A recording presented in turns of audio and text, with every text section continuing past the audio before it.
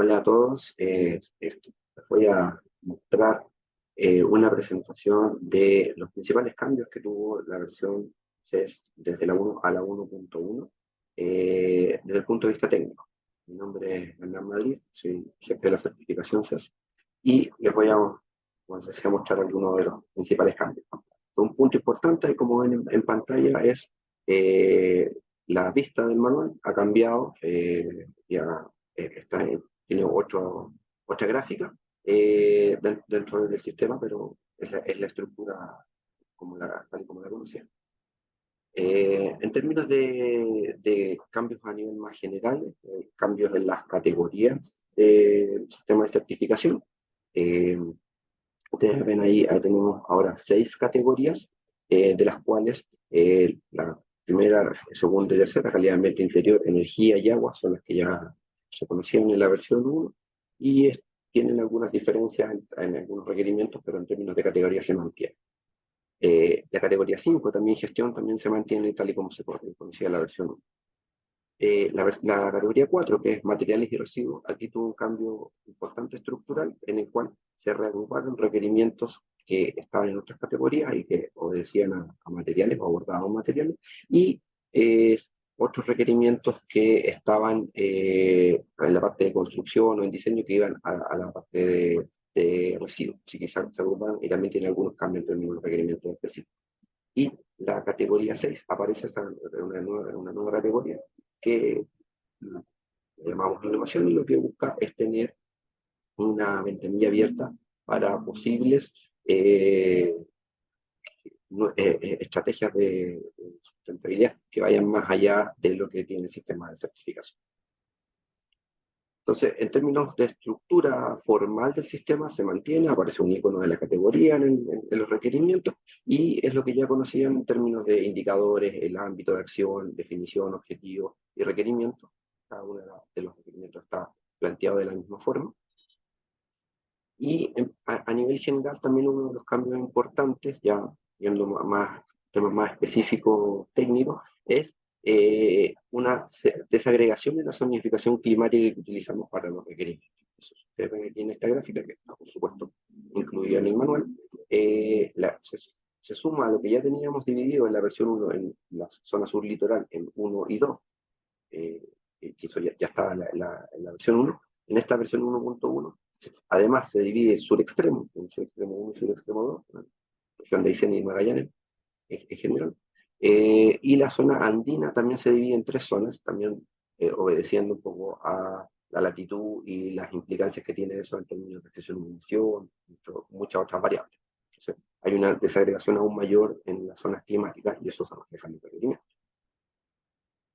Luego, ya a nivel específico, algunos cambios ya muy directos en el sistema de certificación, y tal vez este es uno de los cambios más grandes o que tiene mayores implicancias, en la categoría de energía, específicamente en la parte de demanda de energía y en los requerimientos obligatorios de cumplimiento.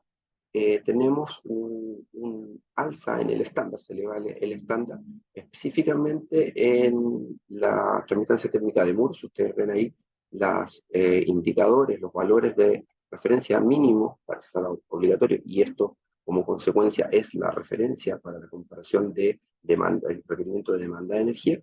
Se ha incrementado en términos de exigencias, y esto un poco en línea con la realidad de la construcción, y con las necesidades reales de requerimiento de aislación térmica en estas diferentes zonas climáticas. Si ustedes ven ahí, hay algunos pequeños ajustes en la otra variable, son muy menores, pero el cambio importante está en la tramitancia técnica de Moore. También en la categoría de energía hubo un cambio importante en el enfoque que tenía el requerimiento de infiltración de aire. La versión 1, si ustedes recuerdan, la metodología estaba basada en las direcciones de viento, presiones de viento, y calibrado por ciudades, un poco al estudio que desarrolló la Universidad del Biobío para el manual de hermeticidad envolvente. Y ahora se cambia a un enfoque metodológico que ya existe en la versión de hospitales y que está basado en HRAE, y lo que establece es ciertos requerimientos en términos de infiltración de aire dependiendo de las zonas climáticas y en términos más general.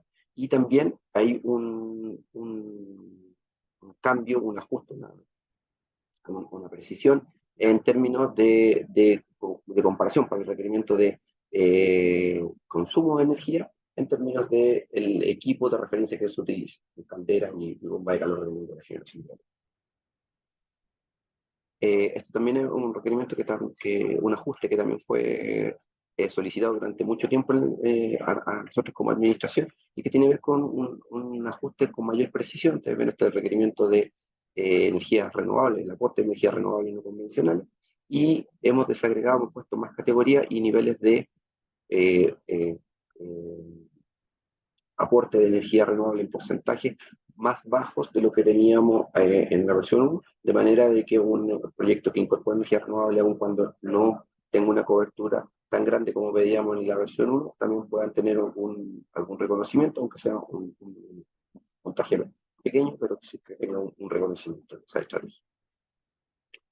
Y el último cambio a nivel de energía, que claro, está relacionado directamente con energía, no es energía propiamente tal, pero lo hemos dejado en esta categoría, en esta versión, eh, tiene que ver con el requerimiento adicional que se incorporó con el cálculo de huella de carbono durante la operación del edificio, solo durante la operación del edificio en esta versión.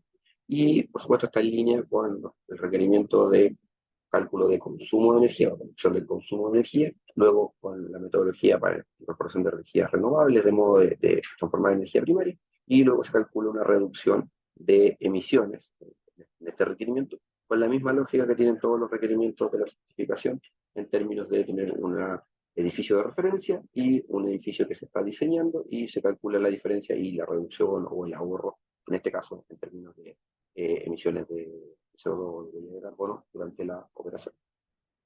En otras categorías también hay cambios. En la categoría de agua se incorporaron algunas precisiones en la metodología del paisajismo, de cómo se consideran las superficies de vegetación para el requerimiento de paisajismo.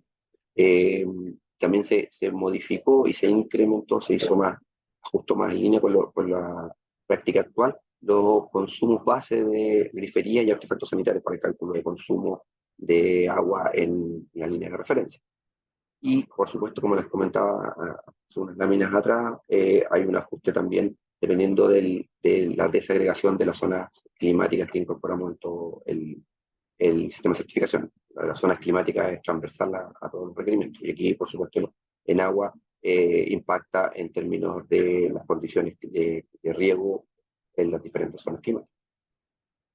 Luego, en la categoría de calidad de ambiente interior, también hay algunos ajustes y precisiones de los requerimientos. Tenemos algunos ajustes en el requerimiento de confort térmico pasivo, eso dependiendo, siendo más específica la metodología y más clara, porque habían algunos criterios que quedan un poco a interpretación, entonces ahora están totalmente definidos. Y los requerimientos 3 asociados a iluminación artificial, también eh, hacen algunas precisiones y se incorpora para el requerimiento voluntario la vida útil de las luminarias. Y en la parte de confort acústico hay un aumento pequeño, pero un aumento en el nivel del estándar de exigencia para este requerimiento de confort acústico. Es un aumento pequeño, pero hay una modificación. Luego, como decía, esta categoría nueva que formamos, agrupando varios requerimientos, llamamos materiales y residuos. Aquí también hay cambios importantes. Uno de los primeros cambios es que en el requerimiento de gestión de residuos, ahora se pide como dentro del requerimiento obligatorio que exista un plan de gestión de residuos, solo que exista. Y que también se incorpora un indicador también obligatorio que es la medición o la información, solo informar la cantidad de residuos generados en una métrica de metros cúbicos de residuos por metro cuadrado de superficie construida. Eso, como les decía, solamente el requerimiento obligatorio es para que la redundancia, obligatoriedad de informar. Existe un plan de gestión y que se informe este indicador. Y luego en el requerimiento voluntario se incorporaron también con mucho más fuerza los temas de reciclaje y de reutilización, y todo esto basado en la norma chilena para el plan de gestión de residuos que incorpora estas variables. También otro cambio importante es que a nivel de materiales es que se reagruparon en esta categoría, se creó un requerimiento nuevo que llamamos declaraciones ambientales de productos, lo que antes teníamos desagregado en energía incorporada y agua incorporada, dentro de los requerimientos de la categoría de energía y la categoría de agua. Se agruparon esos puntajes. Dentro de todo el sistema no hay un cambio en los énfasis, no hay puntajes mayores en los requerimientos que ya estaban, sino que se redistribuyeron de acuerdo a eso. Entonces, en este caso, el puntaje que tenía el requerimiento de energía incorporada y el puntaje que tenía el requerimiento de agua incorporada se incorporaron dentro de este requerimiento, formando como comentaba, requerimiento de declaraciones ambientales de productos. Y además de ese agrupamiento se amplió la mirada para incorporar más tipos de materiales, no solo los materiales de la estructura como existía en la versión 1, ahora se amplía la mirada y hay materiales también de terminaciones de más que de poder potenciar y empujar con más fuerza el uso de las declaraciones ambientales de productos en nuestros materiales y idealmente la selección de materiales. En esta versión solo pedimos informar, no hay un requerimiento asociado a una elección de el que tenga un menor impacto, pero sí que se escojan y se elijan para el proyecto materiales con declaración ambiental de producto.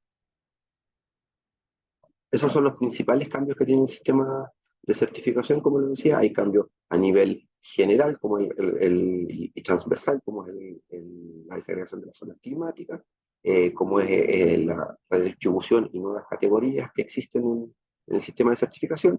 Y hay también eh, cambios específicos en los requerimientos, elevando o modificando el estándar y precisando las metodologías.